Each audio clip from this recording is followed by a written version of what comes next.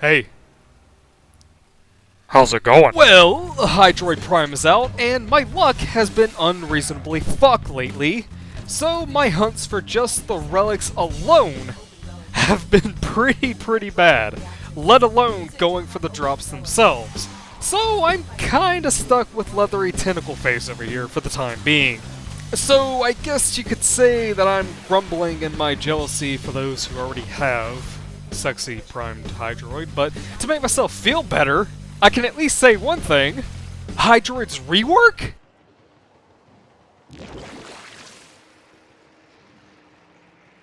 Deja vu. I just been to space before. Higher on the street, and I know it's my time to go. It's a piece of shit!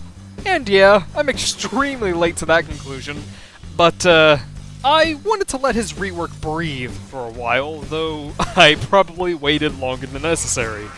But the reason I did this is because I made some thoughts on Oberon when he got reworked a tad too early during his rework development. And while I still stick by a lot of what I said, Goatman still needed some time to adjust. Anyways, Hydroid's rework. Touch-ups or no, Hydroid is still in a rut, and that is a damn shame, because DE has what I like to call the flavor of the month mentality, in which they will work on a specific project for a while, release it, touch it up for a bit, and then promptly abandon it. This has been something that they've fallen into for a very long time now, and there's even relics of this behavior in the Focus system, though granted they are at least trying to get their shit together, and they're trying to get back to addressing Focus, but you get the idea. And the problem with this mentality that they have is that we, as a community, can no longer expect major changes to Hydroid anymore, because they've done the majority of touch-ups. Plains of Eidolon still needs to be finalized. Hydroid Prime Access has already been released. There's simply very little incentive to do anything major with Hydroid now. And yet, the dude still has a shit ton of problems. He was basically turned into a puddle simulator with quality of life changes thrown in there. I could list every single problem that I could think of about this rework, but the thing is, others have already gone over that way better than I ever could. However, there is one thing that I will address here. Do you want to know what pissed me off more than anything in this entire rework? This fucker right here, this oversized sea slug, was a salt factory lodged in my rectum for the first few days of Hydroid's rework release, mainly because of how the development team treated it before patch day. So let me go ahead and explain. Prior to the release, they posted an image of Hydroid's newest pet monster. Now, need to remind you, this is an entirely brand new model, and we had absolutely no context for it whatsoever. We didn't get to plainly see what ability caused such a creature to appear, and we weren't told anything directly or even any hints. We got nothing.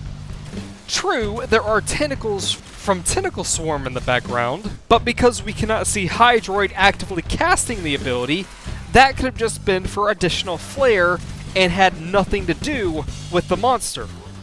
And this is an important point for me to clarify, because naturally, it's pretty easy to assume that this creature was related to a new ability. And I don't think that that's too far-fetched to assume. Because with other renovations to already existing abilities and their visuals, there's usually some blatantly obvious evidence that it's just an old ability getting a makeover. For an example, it was very easy to tell that when Oberon got his grass visuals for his hollow ground, that was simply part of an old ability getting a visual touch-up. We were also told this in advance as well. But with this picture right here of Hydroid's Kraken monster thing, nothing!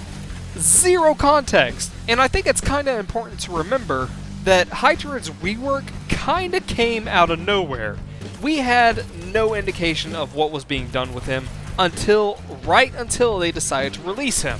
If you remember back with Limbo, however, we got plenty of information about what was going on with his rework. I think the biggest problem with this is that the community had no input whatsoever. And when you leave your entire community in the shadows, and then post a picture like this, with a brand new model that is not clearly defined as any part of his regular kit, that's when you let expectations run wild. So naturally, this caused expectations to run high, and once we finally got the rework in our hands, we all went to go check out our new sea monster pal, and this is what said sea monster does.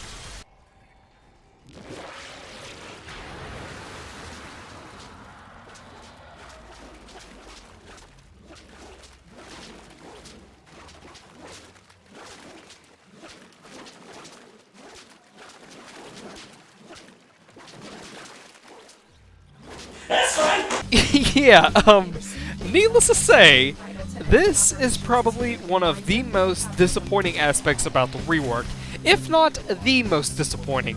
And the sad thing about that is that it's not even a mechanical change to how Hydroid works now. It was just a cosmetic difference that turned out to be a massive disappointment.